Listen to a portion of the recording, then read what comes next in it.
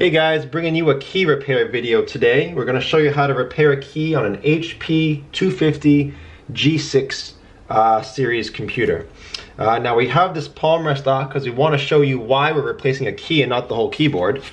If you look under your keyboard, you may or may not know this, but this is a French inset keyboard. It's held on by all these plastic rivets, no screws. So you can't just unscrew the old one, put a new one on and screw it down. In order to take this old keyboard up, you've got to break all those. You can't replace them with the new keyboard. It's not going to be as secure. So that's why we're showing you how to replace a key versus the entire keyboard. Also, oftentimes you cannot find these keys for sale loose. If you can, great. Sometimes they're on eBay or Amazon. But if you can't find it, you'll have to purchase a used keyboard. And then you'll have to take a key off of that one and put it on this one. So first I'm going to show you how to take a key off safely, show you what to look for when you're in there, and then I'll put it on for you. So any questions, check the frequently asked questions below in the description. If you don't see yours there, leave me a comment. I do try to get back to you a couple times a day at least. So let's zoom in real quick here on the keyboard, show you what we're going to do and how we're going to get this key off. We'll go after L. So first of all, we have a small flathead screwdriver. Smaller the better. The larger it is, the more chance you risk of breaking your key. Now we're going to slide this flathead under your keycap, which is this top part. But there's a retainer clip under here that holds us down. We're going to try to get the driver on top of that to hold it down. So I'll show you what it looks like once we're in.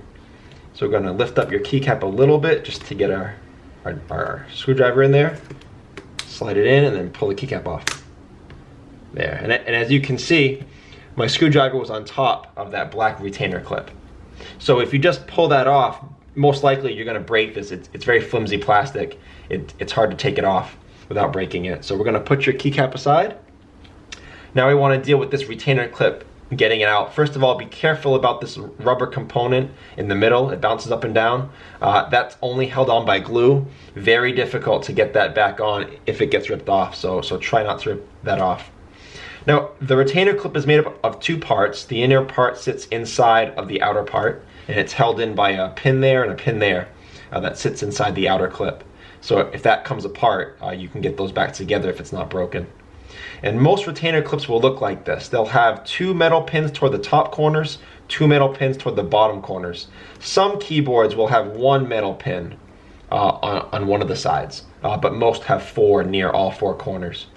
The way we're going to get this off is we're going to look for the pins that are closest to the edge. Sometimes they're up here, sometimes they're down here. In our case, the bottom pins are closest to the edge, but that also means that the plastic running under them is the most flimsy. So this is probably where you'll break it if you do break it, so go nice and slow. I'm going to push down with my fingernail on this and try to give myself as much wiggle as I can and gently pry the plastic up from underneath that metal. So I'm going to do that now. Hopefully I'll show you what it looks like when I get it up safely. There we go. Okay, I put that down there so you can see that now. So there's your retainer clip. As you can see here, this is the part that I was trying not to break. These two little clip holes right there, where the metal sat on top of, very thin plastic, very easy to break. So that's what I was trying not to break by prying this part out from under the metal.